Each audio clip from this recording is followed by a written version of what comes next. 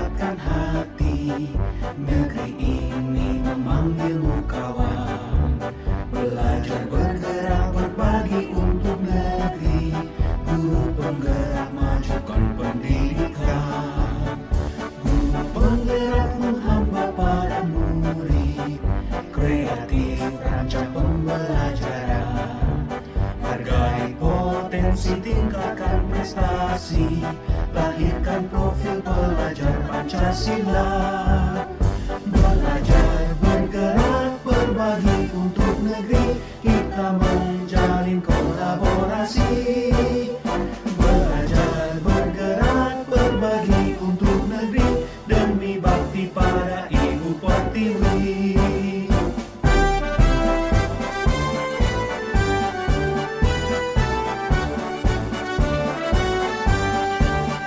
Bulatkan tekad, kuatkan hati. Negeri ini memanggilmu kawan.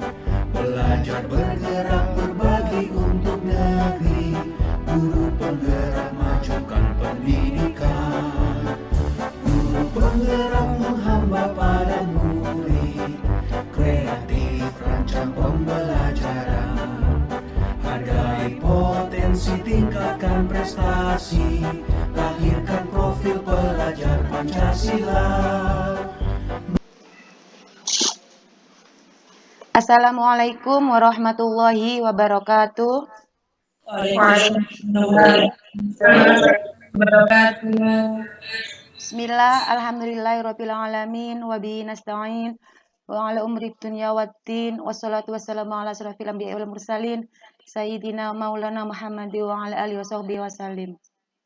Yang terhormat Ibu Kepala Sekolah TK Dharma Wanita Persatuan, Ibu Nurbiatin.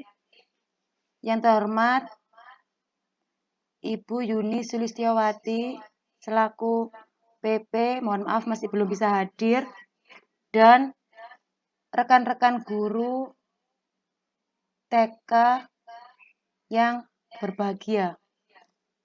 Alhamdulillahirrahmanirrahim, puji syukur kita ucapkan kepada Allah Subhanahu wa taala karena atas izinnya kita dapat berkumpul dalam acara diseminasi tugas aksi nyata saya sebagai calon guru penggerak angkatan 7. Kedua kalinya sholawat serta salam semoga tetap tercurahkan pada junjungan kita Nabi Muhammad SAW. Allahumma sholli ala sayyidina Muhammad. Sebelumnya izinkan saya untuk share screen ya.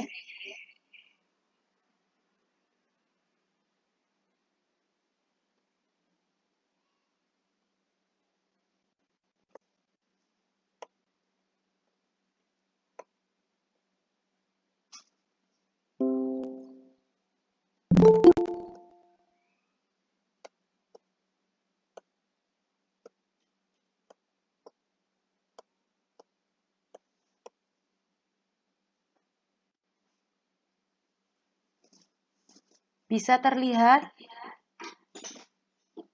Bisa. Alhamdulillah.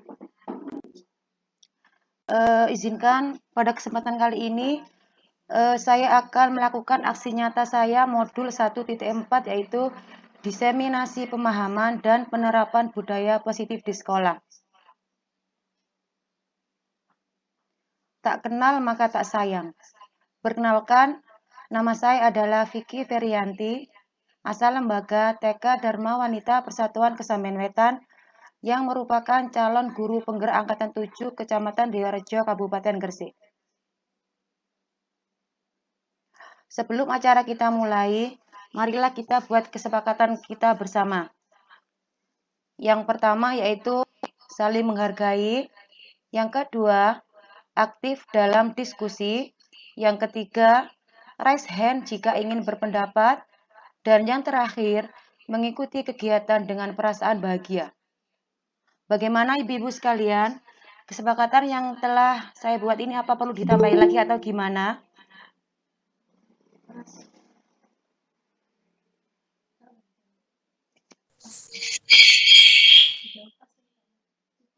Siap.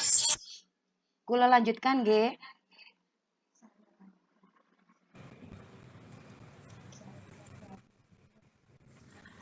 Konsep utama pada modul 1.4 adalah budaya positif. Poin-poin yang akan kita diskusikan hari ini ada 5 poin. Yang pertama, disiplin positif dan nilai kebajikan universal. Yang kedua, teori motivasi, hukuman, dan penghargaan. Yang ketiga, keyakinan kelas. Selanjutnya, kebutuhan dasar manusia. Serta yang terakhir, restitusi. 5 posisi kontrol. Bagaimana ibu-ibu tampilan saya di layar? Sudah sampai konsep utama? Mohon maaf, Bu Vivi. Ya, slide-nya masih belum tampak. Oh, seperti itu ya. Sebentar, nggih. Itu masih slide halaman pertama.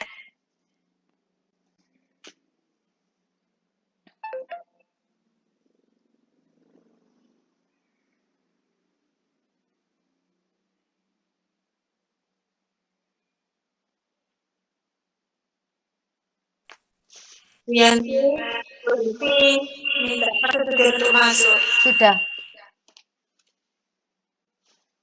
Mohon maaf kalau seperti ini. Sudah bisa terlihat? Sudah, Bu. Sudah? Sudah, Bu. Semangat ya. Nggih, semangat. Terima kasih. Saya lanjutkan, nggih. Konsep utama modul 1.4 adalah budaya positif. Yang pertama yaitu disiplin positif dan nilai kebajikan universal. Yang kedua, teori motivasi, hukuman, dan penghargaan. Selanjutnya, keyakinan kelas. Selanjutnya, kebutuhan dasar manusia. Dan yang terakhir yaitu restitusi, 5 posisi kontrol.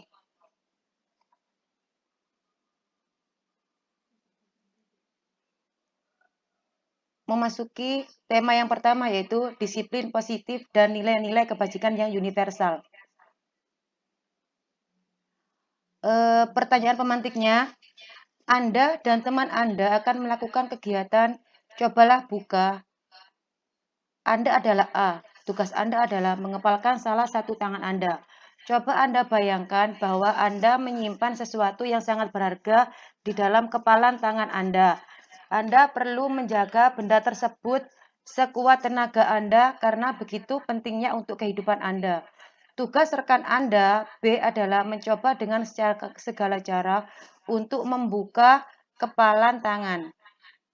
Teman Anda B boleh membujuk, menghardik, mengintimidasi, memarahi, menggoda, menggelitik, bahkan menawari Anda uang agar Anda bersedia membuka kepala tangan Anda. Yang menjadi pertanyaan saya adalah, gimana menurut ibu-ibu kalau misalnya mengepal sesuatu, terus kira-kira ibu-ibu membuka atau tidak dan apa alasannya? Monggo, Kak Mas.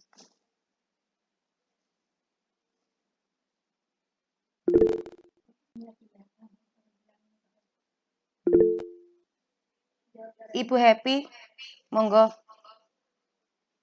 Masuk nama. Jadi, terima kasih Bu Vivi atas kesempatannya. Mohon maaf saya baru bisa bergabung. Saya baru pulang soalnya. Untuk pertanyaan ini saya tidak akan membukanya karena itu adalah hal yang berharga untuk saya. Dan saya meskipun saya dihardik, meskipun saya dibujuk, dirayu dengan uang, dengan apa ya, dengan banyak kekayaan harta, saya juga tidak mau untuk membuka kepalan tangan saya. Seperti itu, Bu. Terima kasih. Kalau boleh tahu yang ada di kepalanya Bu Happy apa ya? Kalau misal saya tidak jawab, tidak apa-apa ya, Bu ya? Mohon maaf. Monggo, tidak apa-apa. Oke, terima kasih. Iya. Monggo Bu Laili. Kira-kira apa ya? Ya, terima kasih. Kalau saya sama dengan Bu Happy, saya juga tidak akan membuka kepalan tangan saya. Meskipun banyak yang merayu atau membujuk agar saya bisa membuka kepalan ini, saya tetap tidak akan membuka. Hampir sama. Kalau boleh tahu, yang ada di kepala Bu Laili apa ya? Ya, kalau saya, kepala tangan saya itu adalah keluarga saya. Saya tidak ingin orang-orang mencampuri urusan keluarga saya karena itu adalah urusan pribadi. Oh ya, Iya, itu. iya, terima kasih Bu Happy sama Bu Laili. Ada lagi, barangkali ada yang mau menambahkan apa yang ada di kepala tangannya dan kenapa tidak boleh dibuka atau boleh dibuka.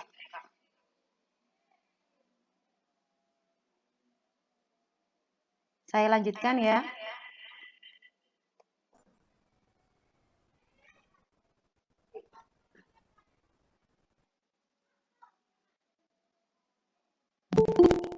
Perubahan paradigma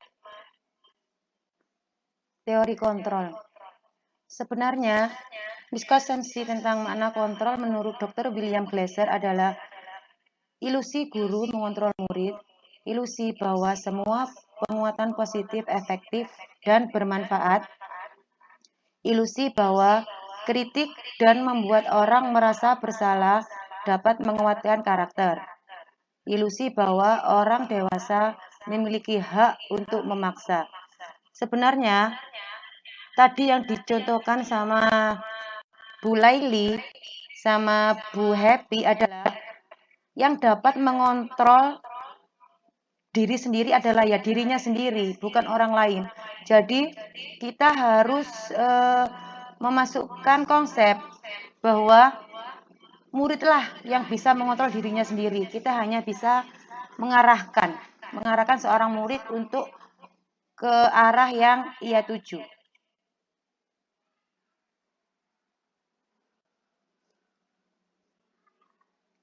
Bila kita ingin membuat kemajuan perlahan, sedikit-sedikit, ubahlah sikap atau perilaku Anda. Namun, bila kita ingin memperbaiki cara-cara utama kita, maka kita perlu mengubah kerangka acuan kita. Ubahlah bagaimana Anda melihat dunia, bagaimana Anda berpikir tentang manusia. Ubahlah paradigma Anda, skema pemahaman, dan penjelasan aspek-aspek tertentu tentang realitas.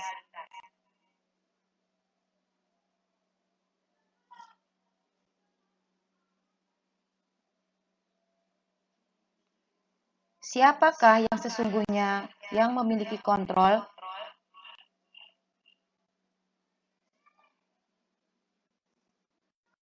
Stimulus responnya, realitas kebutuhan kita sama. Semua orang melihat hal yang sama. Kita mencoba mengubah agar orang dapat berpandangan sama dengan kita. Perilaku buruk dilihat sebagai suatu kesalahan. Orang lain bisa mengontrol saya bisa mengontrol orang lain. Pemaksaan ada saat bujukan gagal, serta model berpikir menang ataupun kalah. Sedangkan teori kontrolnya, realitas kebutuhan kita itu berbeda. Setiap orang memiliki gambaran berbeda. Kita berusaha memahami pandangan orang lain tentang dunia. Semua perilaku memiliki tujuan. Hanya Andalah yang bisa mengontrol diri Anda. Anda tidak bisa mengontrol orang lain. Kolaborasi dan konsensus menciptakan pilihan-pilihan baru, serta model berpikir menang-menang, bukan menang kalah.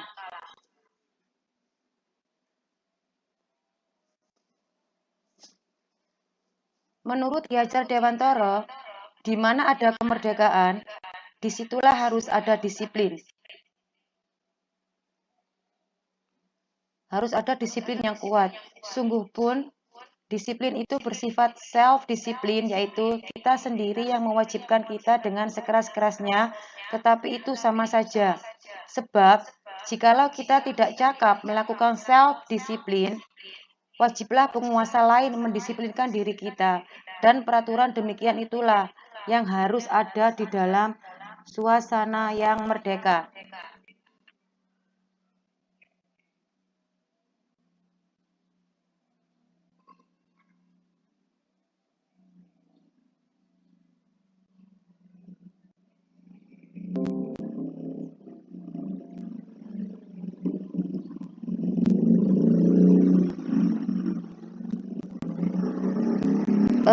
Izin bertanya, apakah slideshow saya masih terlihat? Masih, Bu. Masih, Bu. Lanjut, masih. Oke, terima kasih.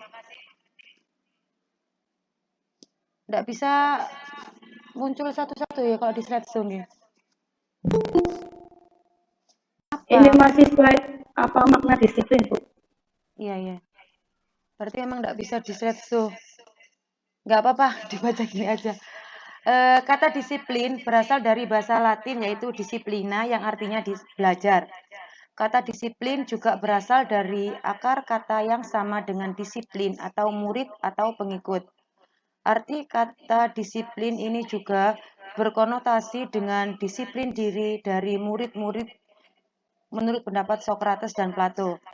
Disiplin diri dapat membuat seseorang menggali potensinya menuju kepada sebuah tujuan mulia, sesuatu yang dihargai dan bermakna. Disiplin diri juga mempelajari bagaimana cara kita mengontrol diri dan bagaimana menguasai diri untuk memilih tindakan yang mengacu pada nilai-nilai yang kita hargai, agar tercapai tujuan mulia yang diinginkan. Seseorang yang memiliki disiplin diri berarti mereka bisa bertanggung jawab terhadap apa yang dilakukannya, karena mereka mendasarkan tindakan mereka pada nilai-nilai kebajikan yang universal.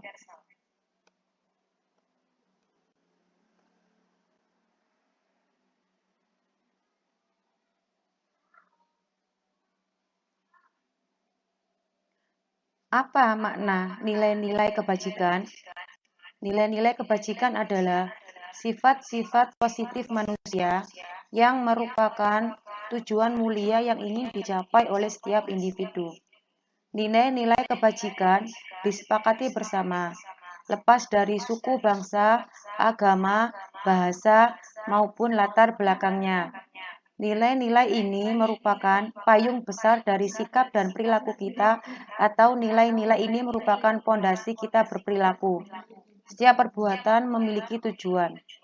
Nilai-nilai kebajikan yang diyakini seseorang, maka motivasi intrinsiknya akan terbangun, sehingga menggerakkan motivasi dari dalam untuk dapat mencapai tujuan mulia yang diinginkan. Nilai-nilai kebajikan yang ingin dicapai oleh setiap anak Indonesia kita kenal dengan profil pelajar Pancasila.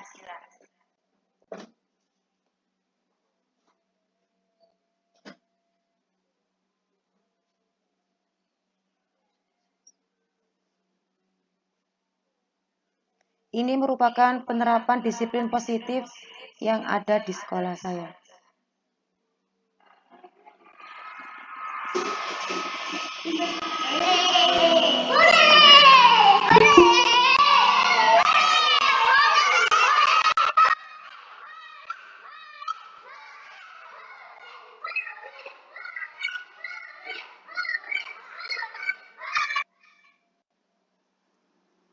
Penerapan disiplin yang paling sederhana adalah membiasakan murid salim pada saat masuk kelas maupun pulang sekolah.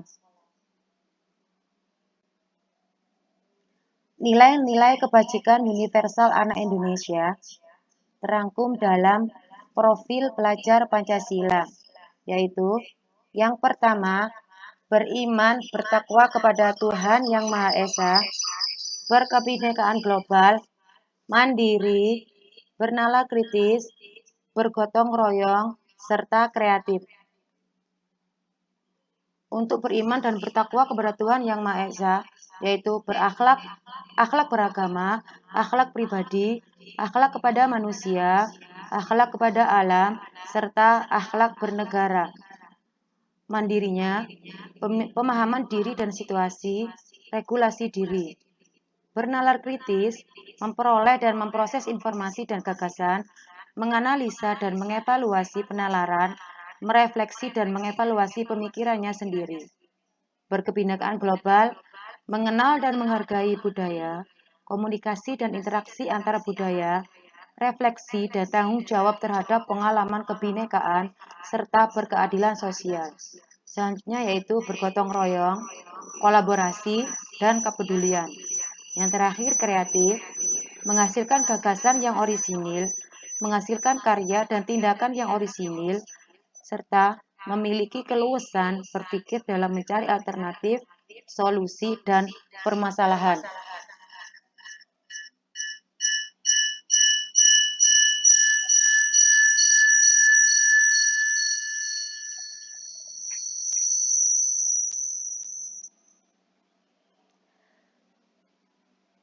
Untuk mencairkan suasana kita pada siang hari ini, marilah kita bernyanyi bersama-sama tentang profil pelajar Pancasila.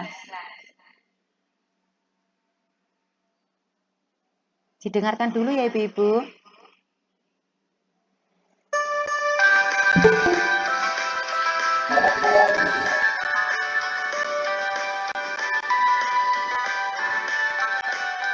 Pelajar Pancasila beriman dan bertakwa pada Tuhan yang Esa dan berakhlak mulia, berkebinekaan global, gotong royong mandiri, kreatif dan bernalar kritis. Pelajar Pancasila beriman dan bertakwa pada Tuhan yang Esa dan berakhlak mulia, berkebinekaan global, gotong royong mandiri, kreatif dan bernalar kritis.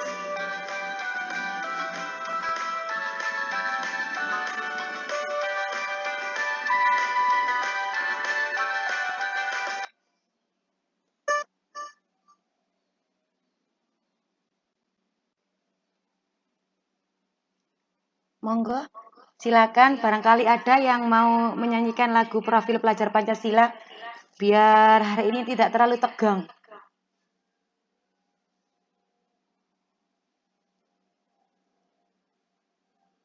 Adakah yang mau mencoba untuk bernyanyi bersama saya?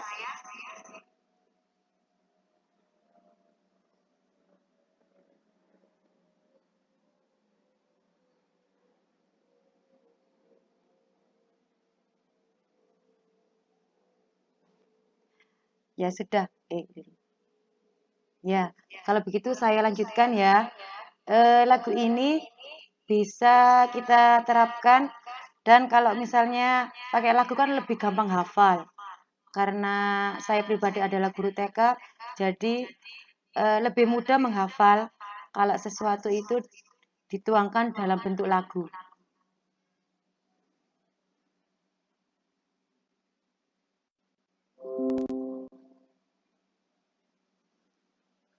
Dibutuhkan 43 otot untuk cemberut, tapi hanya diperlukan 17 otot untuk dapat tersenyum. Maka dari itu, marilah kita belajar bersama-sama untuk setiap saat tersenyum kepada anak didik kita, agar anak didik kita itu senyum. Ya.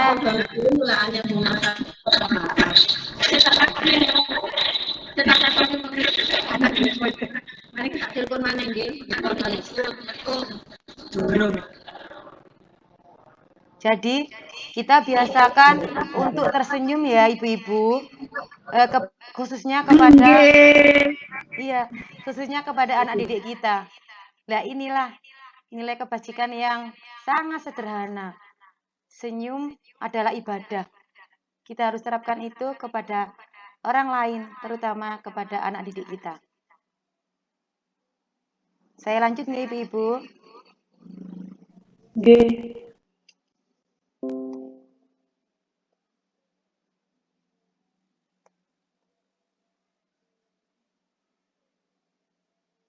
Poin yang kedua adalah teori motivasi, hukuman, dan penghargaan, serta restitusi. Pertanyaan pemantiknya, setuju atau tidak setuju?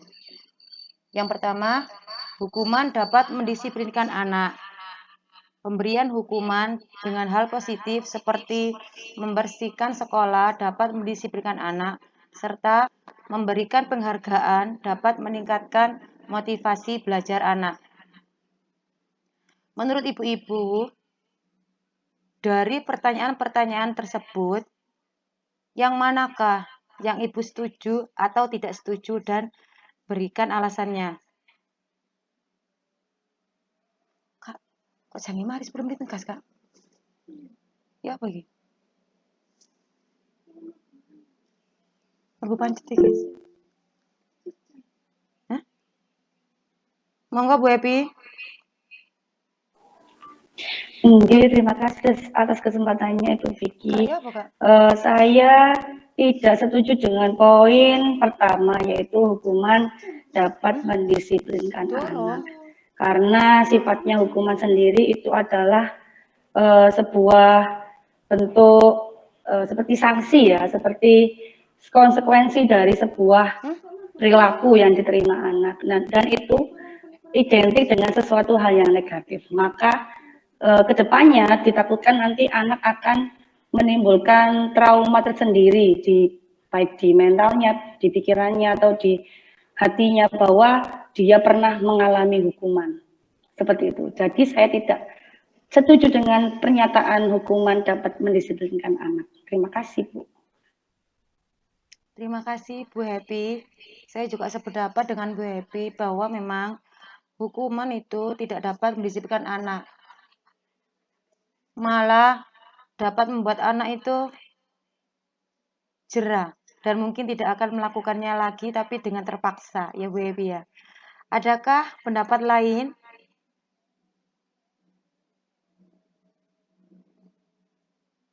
Terima kasih, saya lanjutkan ya.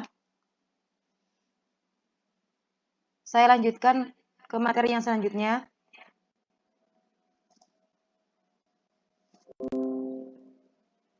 Teori motivasi perilaku manusia. Yang pertama, untuk menghindari ketidaknyamanan atau hukuman.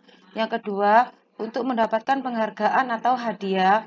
Yang selanjutnya, untuk menjadi orang yang mereka inginkan dan menghargai diri mereka sendiri dengan nilai-nilai yang mereka punyai.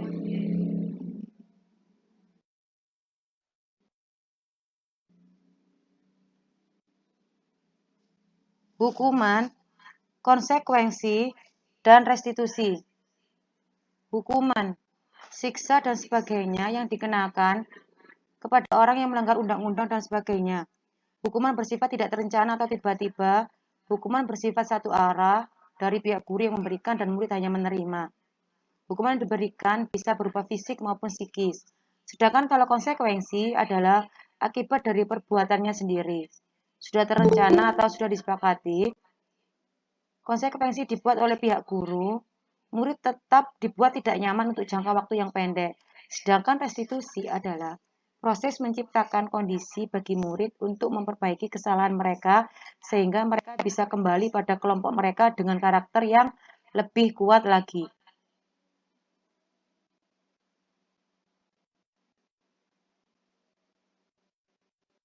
Di sini adalah contoh-contoh hukuman atau konsekuensi kah.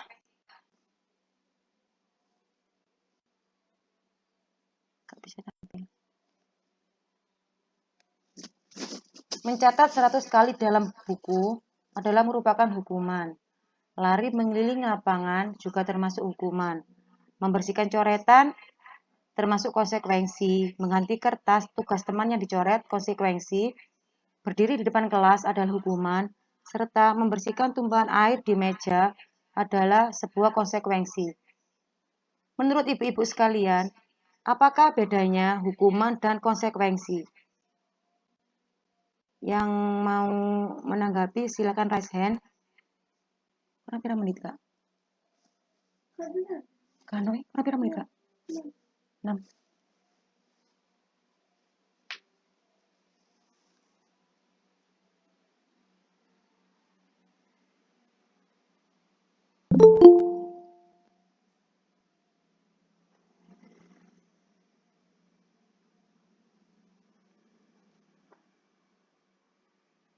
Selamat bergabung Ibu Yuni. Mohon maaf, tadi belum bisa memasukkan. Mohon bimbingan dan arahannya dari Bu Yuni.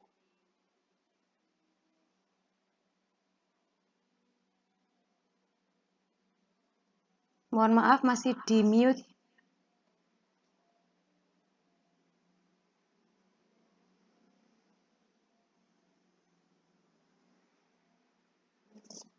Kak kurung Kak Mama Kak. Hah? Kan kurung ta? Mohon maaf Bu Yuni.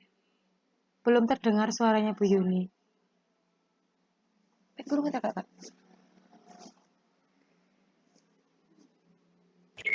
Sudah. Sudah Bu Yuni. Oh. Terdengar Bu Yuni, monggo. Oh, sudah. Untuk Zoom ini direkam apa mboten? Direkam Ibu. Direkam. Oh, kok tidak ada? Oh, oke. Terima kasih. Assalamualaikum warahmatullahi wabarakatuh semuanya. Waalaikumsalam. Mohon maaf baru bisa bergabung sesi sudah setengah jalan ya. Saya sangat terhormat mendapat undangan ini, bertemu dengan semua yang sangat bersemangat hari ini. Semoga semangat itu nanti menghasilkan karya-karya yang terbaik untuk perubahan pendidikan masa sekarang. Saya ucapkan selamat beraktivitas, semoga kita semua selalu sehat dan bahagia. Terima kasih. Assalamualaikum warahmatullahi wabarakatuh. Terima kasih Bu Yuni sudah bisa hadir pada kesempatan kali ini. Mohon maaf, ternyata di Google Meet juga ada batasan waktu, jadi nanti juga bergabungnya sama di alamat yang ini lagi ya. Saya lanjutkan.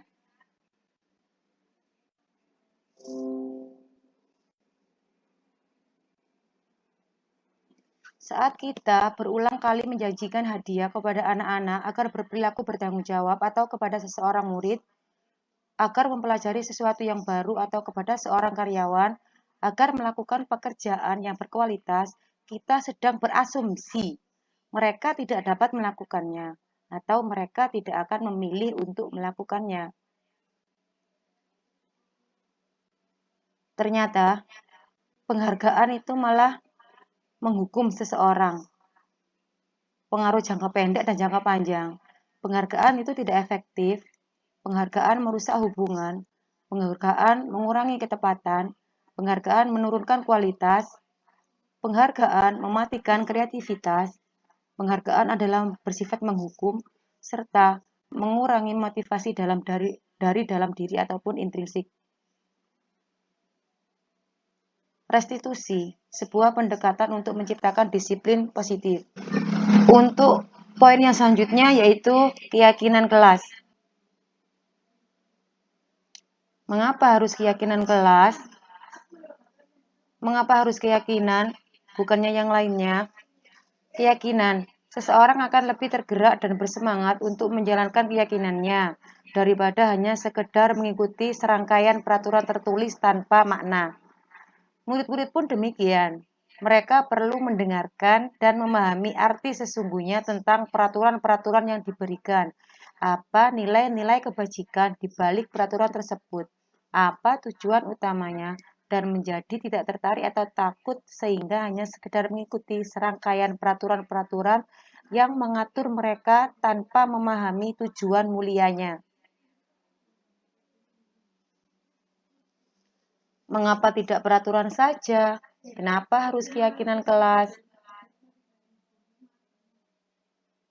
Untuk di jalan raya, mengapa kita memiliki peraturan harus menggunakan helm bila mengendarai kendaraan roda 2? Mengapa kita memiliki peraturan 3M?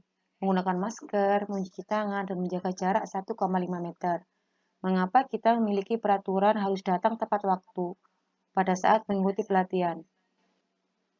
Untuk mendukung motivasi intrinsik, kembali ke nilai-nilai atau keyakinan-keyakinan lebih menggerakkan seseorang dibandingkan mengikuti serangkaian peraturan-peraturan. Inilah mengapa kita harus menerapkan keyakinan kelas dan bukannya peraturan kelas. Peraturan kelas itu adalah awalnya kita melakukan sesuatu.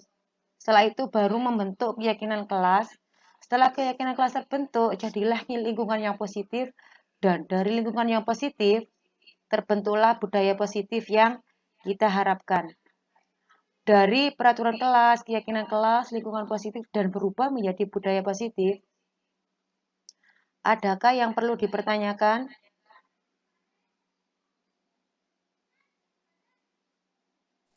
Monggo raise hand. Bu Vicky mau tanya.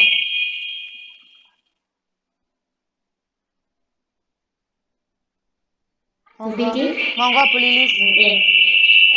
Yang saya mau tanyakan, keyakinan kelas dengan kesepakatan kelas itu apakah sama? Terima kasih. Terima kasih atas pertanyaannya. Keyakinan kelas terbentuk dari kesepakatan kelas yang telah kita buat. Jadi, kesepakatan atau peraturan kelas memang kita buat terlebih dahulu. Setelah kita buat kesepakatan, barulah kita membuat keyakinan kelas. Jadi memang keyakinan kelas itu adalah dari kesepakatan kelas yang telah kita buat, yang pada akhirnya kita buat keyakinan kelas. Dan keyakinan kelas ini seharusnya kita tempel di tembok kelas kita, supaya keyakinan kelas ini dapat terwujud. Seperti itu, Bu Lilis. Berarti untuk keyakinan kelas itu kita selalu sama setiap harinya. Kalau kesepakatan kelas selama ini kan kita sesuaikan dengan kondisi kelas saat itu. Terima kasih. Ya, terima kasih. Sebelum kita membuat keyakinan kelas, kita telah membuat kesepakatan kelas dengan anak didik kita di kelas. Jadi, untuk kedepannya besok itu, kesepakatan itu kita buat dari awal kita masuk kelas, dari awal kita mulai pembelajaran. Setelah itu, kita pilih kesepakatan kelas yang mana yang paling bisa diikuti oleh anak-anak, terutama kita adalah guru TK ya. Jadi TK, jenjang TK tidak bisa disamakan dengan jenjang-jenjang yang lainnya.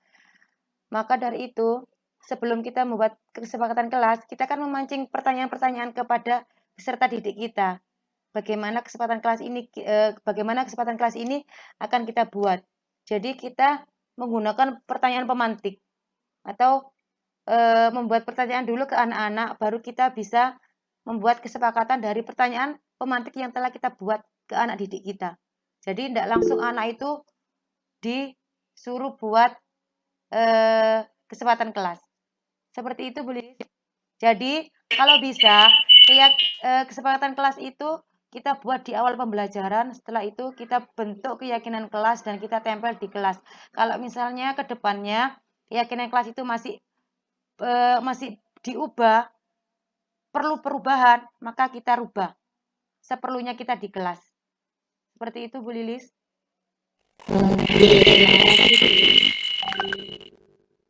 Terima kasih, Bu Lilis. Bu Happy, monggo.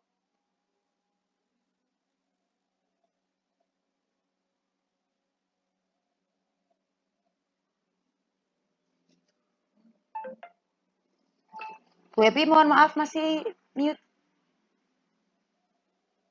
Oke. Terima kasih atas kesempatannya. Saya di sini sebenarnya ingin tahu sih Bu, maksudnya contohnya dengan pertanyaan otomatisnya pada anak itu seperti apa ya Bu, kita nanti dengan cara terus untuk kesepakatan itu baiknya itu sebanyak-banyaknya atau sedikit atau bagaimana ya Bu ya, sebaiknya itu seperti apa gitu. Terima kasih. Iya, terima kasih.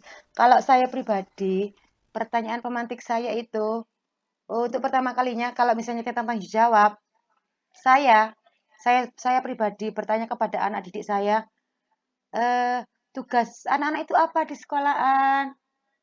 Terus pasti anak-anak itu menjawab, ada yang mewarna, menggambar, terus menulis, mewarnai, lari-larian. Lah, seperti itu tadi, maka dari pertanyaan pemantik saya tadi, terus anak-anak menjawab, terus akhirnya saya simpulkan sendiri. Kalau saya seperti itu. Jadi setelah saya buat pertanyaan pemantik, anak-anak menjawab, terus saya simpulkan, terus saya kembalikan ke anak-anak. Gimana kalau misalnya karena ini itu tanggung jawab anak-anak, gimana kalau kesempatan kelas kita itu yang akan jadi keyakinan kelas adalah tanggung jawab terhadap tugasnya masing-masing. Bagaimana? Setuju? Seperti itu Ibu Happy. Kalau misalnya sebanyak-banyaknya atau sedikit-sedikitnya, itu tergantung kelas masing-masing. Soalnya hanya guru dan anak didiknya yang di kelas saja yang mengetahui apa yang dibutuhkan, kesepakatan apa dan keyakinan kelas apa yang dibutuhkan saat di kelas itu. Jadi kita kembalikan ke pribadi masing-masing seperti yang kayak kita tadi di genggaman, hanya kita dan anak-anak sendiri yang tahu apa kebutuhan kelas masing-masing. Seperti itu, Baby. Kalau menurut saya pribadi, Nggih. jangan terlalu banyak, minimal 3 atau 4. Kalau anak-anak sudah jalan, baru bisa ditambahi lagi. Nggih, berarti tahapannya itu kita buat kesepakatan kelas dulu nggih. Atau buat peraturan kelas dulu.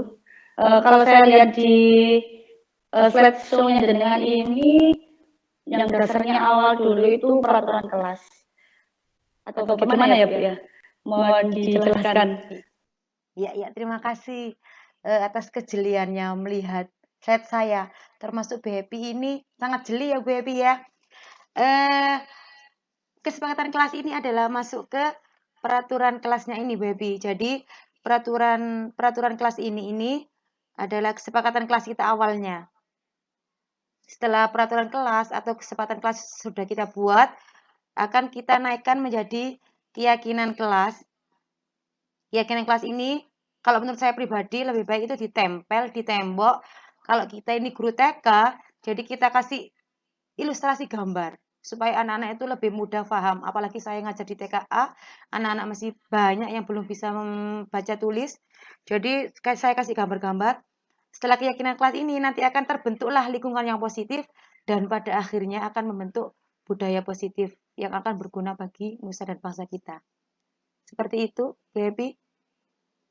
Oke, baik. Terima kasih Bu, sangat jelas sekali jawabannya. Terima kasih ya Bu. Sama-sama, saya lanjutkan, G.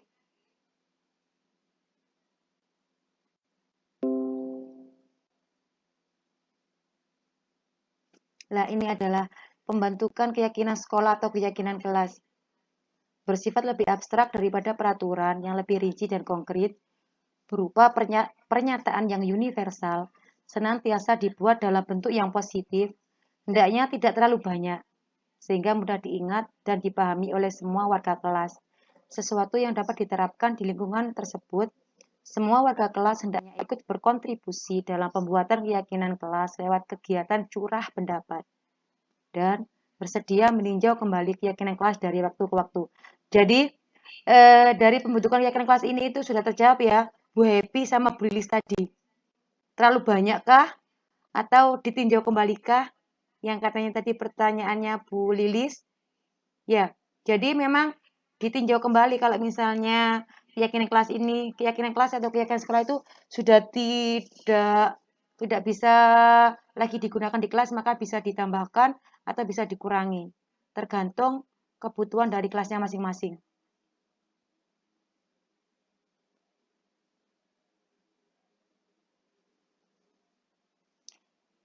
Nilai kebajikan apa yang dituju? Kalau ada peraturan, kembalikan barang ke tempat adalah nilai kebajikannya yaitu tanggung jawab. Dilarang mengganggu orang lain. Nilai kebajikannya menghormati orang lain. Hadir di sekolah 15 menit sebelum pembelajaran. Nilai kebajikan yang dituju adalah menghormati orang lain dan berkomitmen. Bergantian menunggu giliran menghormati orang lain. Dilarang melakukan kekerasan. Nilai kebajikan dituju yaitu keselamatan dan menghormati orang lain. Gunakan masker. Nilai kebajikan dituju yaitu kesehatan dan keselamatan.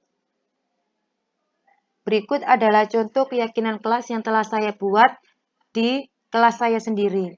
Jadi, keyakinan kelas saya ada 4, yaitu tanggung jawab terhadap tugas yang diberikan, menjaga kebersihan diri dan lingkungan, tenggang rasa dengan sabar menunggu giliran, toleransi dengan menerapkan 3 kata ajaib, yaitu meminta maaf jika bersalah, meminta tolong jika butuh bantuan, berterima kasih jika dibantu ataupun diberikan sesuatu.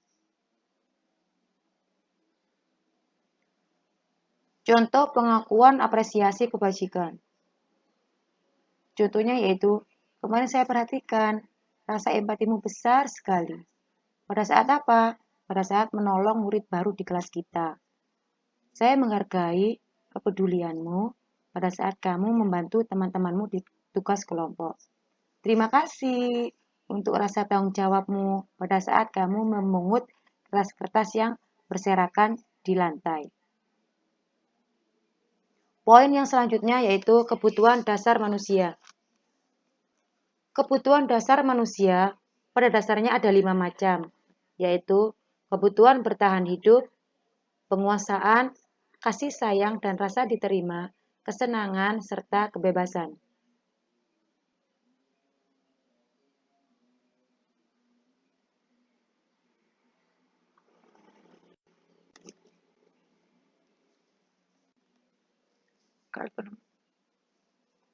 Kebutuhan apa yang berusaha dipenuhi?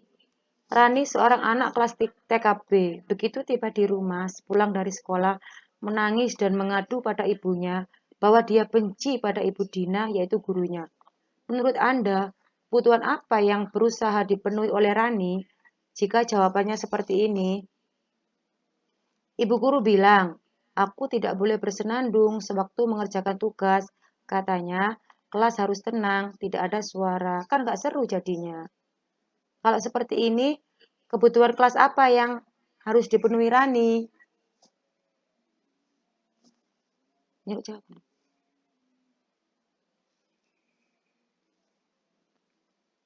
Kebutuhan yang diperlukan yaitu kesenangan. Selanjutnya, ibu guru tidak menyapaku hari ini, padahal aku pakai jepit rambut baru. Ternyata, kebutuhan yang diinginkan oleh Rani adalah kasih sayang dan diterima. Selanjutnya, aku bosan. Masa belajarnya cuma gitu-gitu aja, dengerin ibu guru saja. Kebutuhannya adalah kebutuhan akan kebebasan. Dan selanjutnya, aku sebal, gambarku tidak rapi. Malah ibu guru nunjukin ke teman-teman di depan kelas.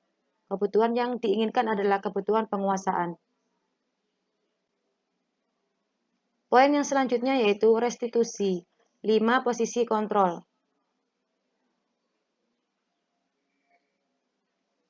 Posisi kontrol guru ada 5 macam, yaitu menjadi seorang penghukum, menjadi pembuat rasa bersalah, sebagai teman, pemantau, dan manajer.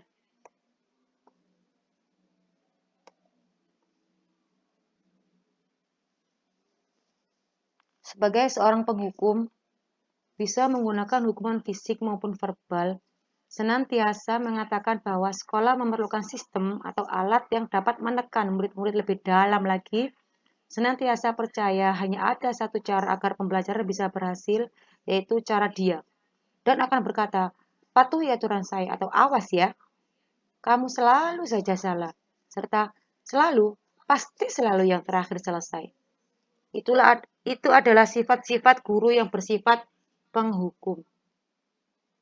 Yang selanjutnya, pembuat merasa bersalah, bersuara lebih lembut, menggunakan keheningan yang membuat orang lain merasa tidak nyaman, bersalah ataupun rendah diri.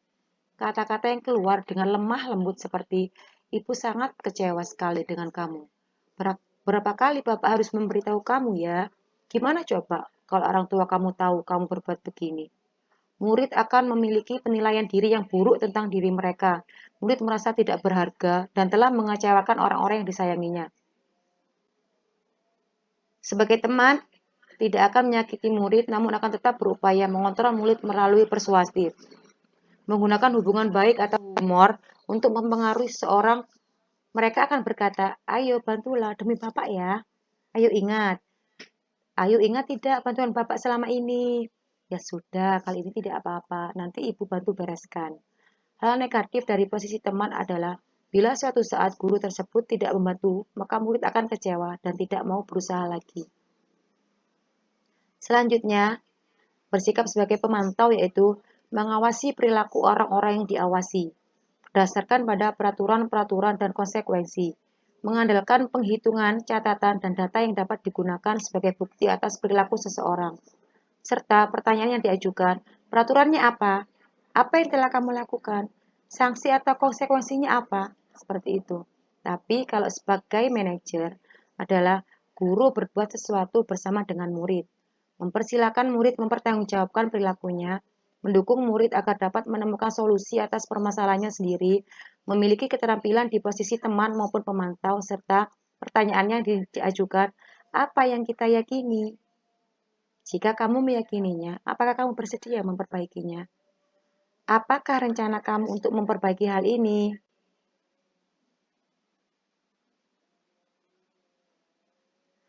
Dari beberapa posisi kontrol yang telah saya ungkapkan, yaitu ada 5, kira-kira posisi ibu-ibu sekalian ada di kelas itu sebagai posisi apa? Yang mau menjawab, monggo raise hand.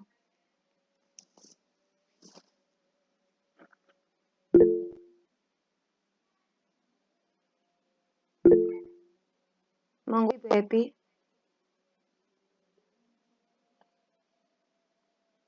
Mohon izin Bu Vicky, mungkin Bu Leli dulu nggih. Monggo Bu Laili. Ya, terima kasih atas kesempatannya. Kalau sekarang ini saya lebih ke arah yang awal yang ke arah teman. Biasanya seperti itu. Saya belum bisa merubah ke arah manajer atau pemantau. Nah, itu yang kita lakukan di kelas atau di sekolah saya. Terima kasih.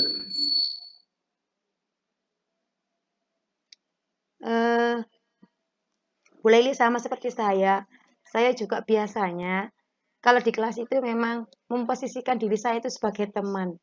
Tapi memang sebagai teman itu ada baiknya, ada juga buruknya Ibu Laili ya. Kalau kita sebagai teman itu kadang itu, apalagi kalau Bu Laili itu bukan guru TK, guru kelas tinggi ya. Jadi kadang itu kita diremehkan kalau kita memposisikan diri kita sebagai teman. Apakah seperti itu Bu Laili? Ya betul, kadang-kadang memang ada beberapa anak yang meremehkan, tapi kadang-kadang ada beberapa anak yang langsung bisa nanti mengatasi sebuah masalah. Itu kelemahan mungkin karena menggunakan teman, beda dengan yang lain tadi yang ada 2 pemantau atau manajer. Adakah pendapat yang lainnya? Kira-kira di kelasnya menjadi posisinya sebagai apa dari 5 posisi guru tersebut? Monggo. Oke, saya ya Bu ya Bu. Kalau saya di kelas di posisi teman sama seperti Bu Leli, sama seperti Bu Vicky, deh. Apalagi di TK seperti yang Bu Vicky tadi bilang, jika anak-anak TK dianggap seperti temannya, maka mereka akan lebih mudah untuk menerima pelajaran mungkin, deh. Saya juga merasa demikian waktu di kelas ketika saya memposisikan diri sebagai seorang teman, itu lebih mudah untuk mengarahkan anak-anak. Tetapi kerugiannya ketika saya tidak masuk di dalam kelas dan digantikan oleh bu guru lain, itu sikap anak-anak itu berbeda dengan yang sikapnya terhadap saya dan terhadap guru pengganti. Jadi itu mungkin kelemahan dari posisi sebagai teman. Saya juga sebagai pemantau di kelas itu dengan memberikan berbagai reward ya, seperti yang pernyataan di slide-nya Bu Vicky itu. Apakah kamu mau mendapatkan stiker bintang seperti itu? Seperti itu Bu Vicky.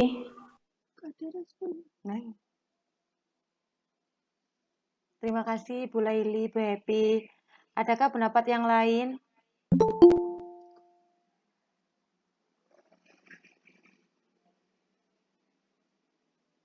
Barangkali ada yang masih di posisi sebagai penghukum atau pembuat merasa bersalah. Pengalaman pribadi saya, terkadang saya itu juga memposisikan diri saya itu sebagai pembuat merasa bersalah. Kalau anak itu tidak bisa dibilangin, mohon maaf memang ini memang salah ya. Kadang itu saya memposisikan diri saya itu sebagai pembuat merasa bersalah. Ayolah nak, kasihan sama bu guru, masa anda kasihan sama bu guru gitu. Saya biasanya juga seperti itu. Adakah yang lain?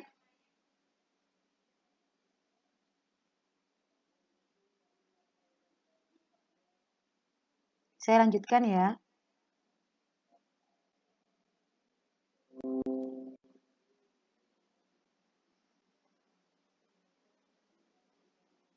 Segitiga restitusi.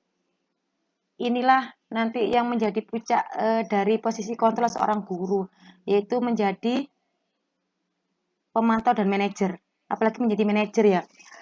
Segitiga restitusi sangat diperlukan oleh seorang guru, yaitu tindakan yang pertama menstabilkan identitas, menanyakan keyakinan, serta validasi tindakan yang salah.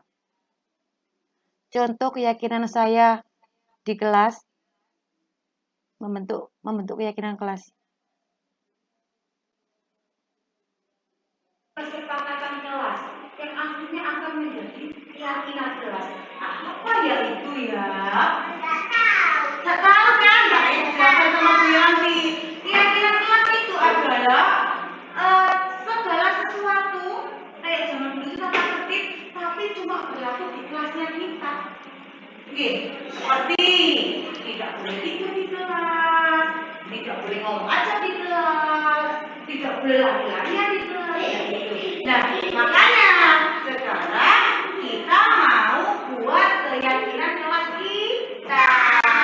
Yuk, yang pertama, tugasnya anak-anak di sekolah itu apa ya?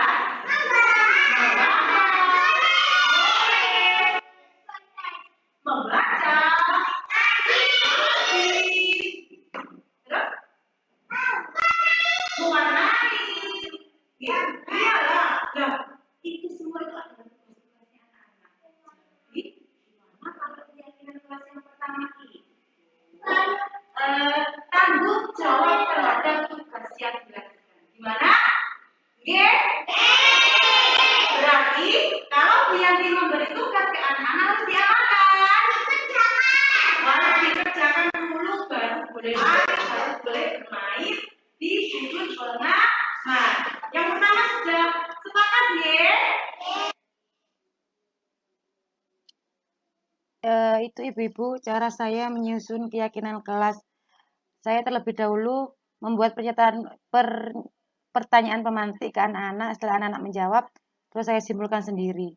Jadi tidak ada yang maju untuk menempelkan apa yang diinginkan itu seperti di SD ataupun di SMP. Jadi langsung omongan terus nanti akan dibuat yang kayak tadi itu, Bu. Ini adalah praktek segitiga restitusi. Posisi sebagai manajer.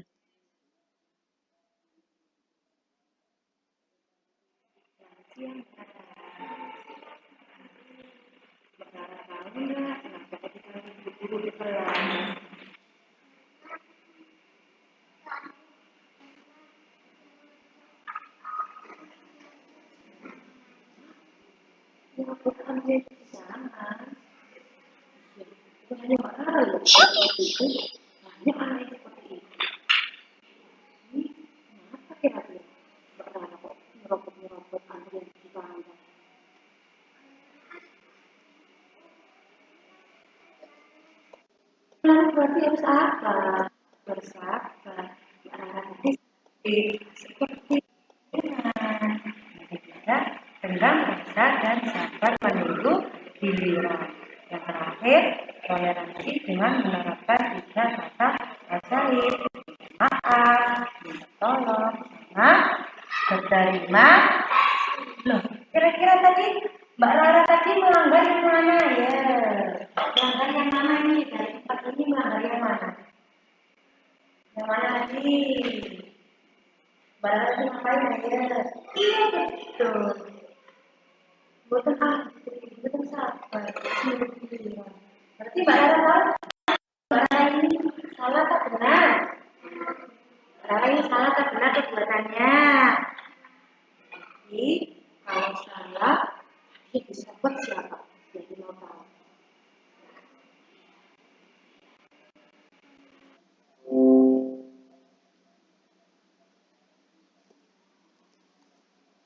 Video tadi adalah praktek segitiga restitusi yang telah saya lakukan di kelas.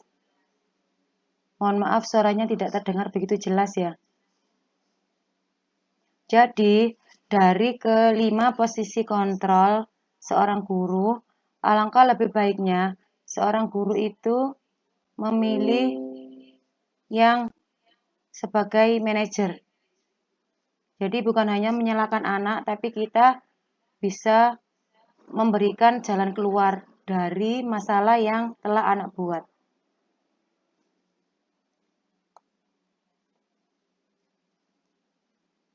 Berikut adalah kisah inspiratif. Monggo dilihat dulu nggih.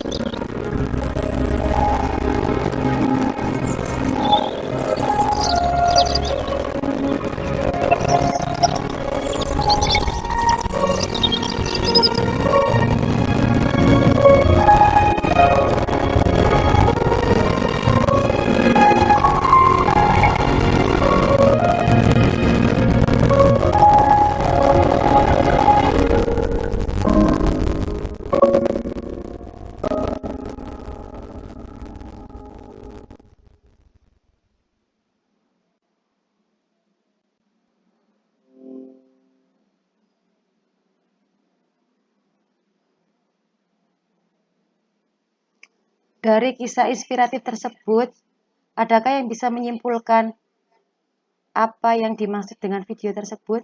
Monggo. Yang mau berpendapat boleh raise hand.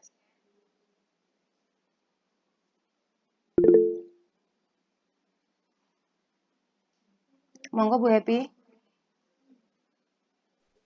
Terima kasih Bu Vicky. Videonya sangat menarik dan inspiratif sekali ya Bu. Dari situ saya belajar, saya bisa ambil kesimpulan bahwa jika saya berani untuk maju beberapa langkah ke depan untuk mencoba suatu hal yang baru, saya mungkin bisa mendapatkan banyak sekali kesempatan, banyak sekali pengalaman, seperti tadi yang sudah dijelaskan di layar tadi, banyak teman, banyak pengalaman, banyak hal yang tidak akan ditemui jika kita mundur ke belakang seperti itu. Jadi tadi kura-kura tadi tetap berjalan meskipun dia tahu bahwa ada jurang, tapi ternyata setelah dia berusaha untuk mencoba sesuatu hal atau terjun, ternyata dia mendapati tanah lagi. Dan itu mungkin nanti tanahnya bisa menuju ke kehidupan yang lebih baik, ke maksudnya itu seperti makanan yang biasanya seperti itu. Jadi harapan kura-kura itu mungkin bisa ada di saat dia melakukan mencoba sesuatu yang baru. Seperti itu yang saya dapat. Terima kasih Bu Happy. Ya, seperti itulah. Dari video inspiratif tadi dapat kita ambil kesimpulan ya, bahwa kita tidak boleh berhenti untuk mencoba hal-hal baru. Seperti halnya ini, nilai-nilai kebajikan, keyakinan kelas ini adalah hal baru bagi saya sendiri juga. Maka alangkah lebih baiknya kita mencoba membuat keyakinan kelas, membuat nilai-nilai kebajikan kelas untuk kedepannya kita akan lebih baik lagi agar pendidikan Indonesia bisa lebih baik lagi. Kalau tidak sekarang, mulai kapan lagi? Maka boleh dicoba mulai sekarang. Adakah pendapat yang lainnya? Monggo raise hand.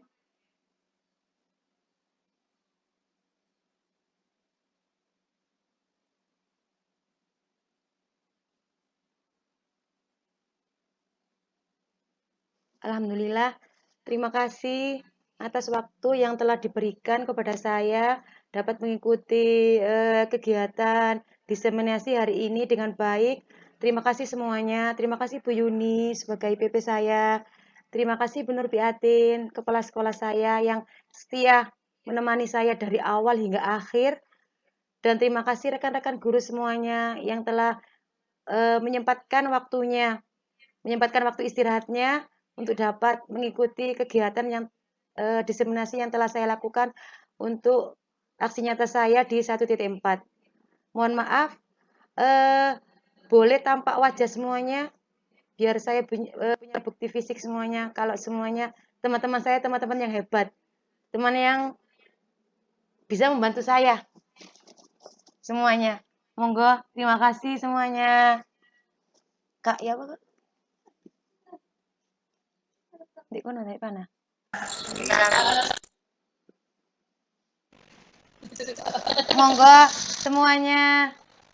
Monggo semuanya barangkali bisa ditampakkan wajah semuanya biar terekam semuanya. Bisa Kak. Tak hitung nggih. Nggih. Monggo 1 2 3 push. Lagi ya. Push bebas sekali lagi. Yang terbaik ditampilkan ya Ibu-ibu sekalian. 1 2 3 push. Wajah paling cantiknya ditunjukkan. Sekali lagi ya, sekali lagi aja nggih. Sekali lagi yang paling cantik. Terima kasih Ibu sekalian. 1 2 3 push.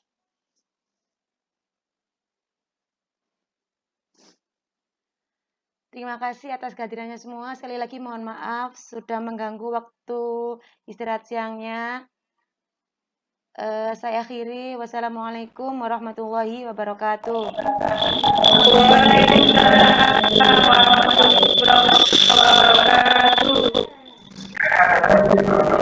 Terima kasih semuanya. Terima kasih semuanya. Boleh boleh, monggo. Sampai jumpa besok ya.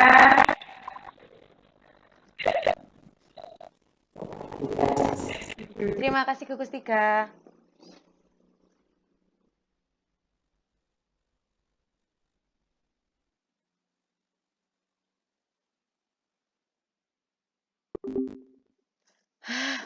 Ternyata ngono anune, astagfirullahaladzim. Efek. Kurang anu Kak. Assalamualaikum warahmatullahi wabarakatuh. Nama saya Lilis Arianti, asal lembaga TK Dharma Wanita Persatuan Kesambi Wetan. Alhamdulillah hari ini saya mendapatkan ilmu yang banyak dari kegiatan Ibu Vicky Ferianti CGP Angkatan 7 yang mengadakan acara Zoom atau Google Meet dengan tema diseminasi budaya positif di sekolah. Dari kegiatan tersebut saya merasakan banyak sekali manfaat yang saya terima. Di antaranya saya dapat mengerti dan paham tentang budaya apa saja yang harus dan wajib diterapkan di sekolah dan yang tidak boleh diterapkan di sekolah. Sehingga itu semua dapat menambah pengetahuan saya dan insya Allah dapat saya aplikasikan di sekolah atau lembaga saya. Demikian yang bisa saya sampaikan. Semangat terus untuk teman saya Ibu Vicky Ferianti dalam mengikuti CGP Angkatan 7. Saya akhiri. Wassalamualaikum warahmatullahi wabarakatuh.